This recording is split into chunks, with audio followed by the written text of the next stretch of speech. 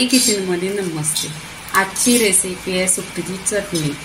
5 मिनिटात ही रेसिपी होणार आहे, पण एवढी टेस्टी आहे ना, तर तुम्ही नक्की ट्राय करा। माझ्या चॅनलवर भरपूर अशा रेसिपी आहे सुकटीच्या चटणीच्या, तर तुम्ही माझ्या चॅनलला सबस्क्राईब करा आणि लाईक करा। इथे मी साफ केलेली आहे पूर्णपणे, 1 ते 2 वेळा अशी साफ करून घेतलेली आहे आणि ती चालून घेतलेली आहे सुकट, किंवा त्याच्यामध्ये काय खडे वगैरे असणार ती। आणि इथे आहे ना भाजून घ्यायची, नेहमीच अशी सुकट आहे ना भाजायची। भाजल्यानंतर असं वास वगैरे काय कुबट येत नाही, आणि भाजायची म्हणजे जाळायची नाही, फक्त गोल्डन कलरवर अशी भाजून घ्यायची। आणि तवा असा लोखंडी पाहिजे, लोखंडी तव्यात छान असं भाजायला येते। आणि नेहमी स्लो गॅसवर भाजायची, म्हणजे सुकट लागत नाही आणि जळून जात नाही। जळून जरी गेली तरी टेस्ट पूर्ण जळलेलं होतं, म्हणून स्लो गॅसवर भाजून घ्यायची।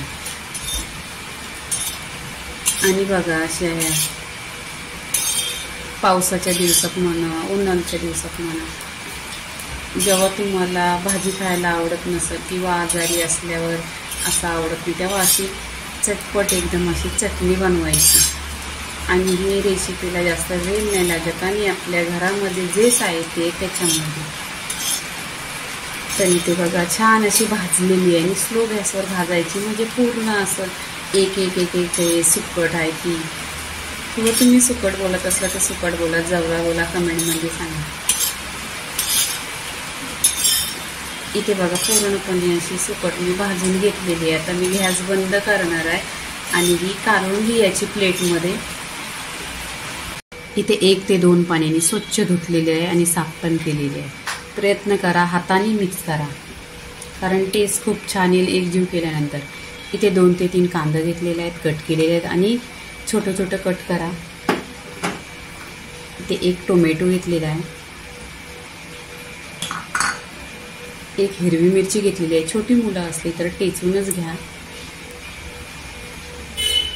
चवीनुसार मीठ, मीठ कमी घेतलेलं आहे, कारण आहे ना सुकटीला पहिलेच मीठ लावलेलं असतं।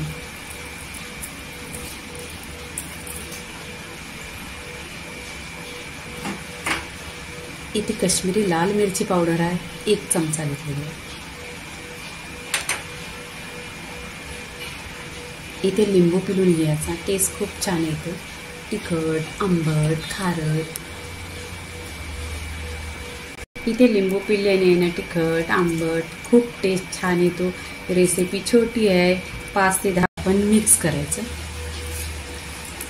असा हाताने आहे ना एकजीव करायचा, पूर्णपणे टेस्ट एकत्र होतो। आणि तुम्ही चम्मचने केला तरी चालेल, पण प्रयत्न करा हाताने करा।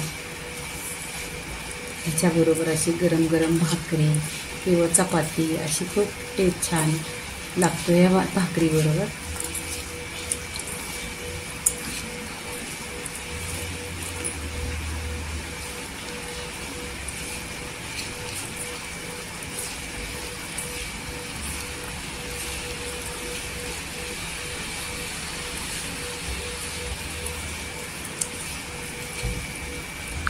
पूर्णपणे एकत्र एकजीव केलेला आहे। ह्याच्यावर आपण कोथिंबीर टाकायची।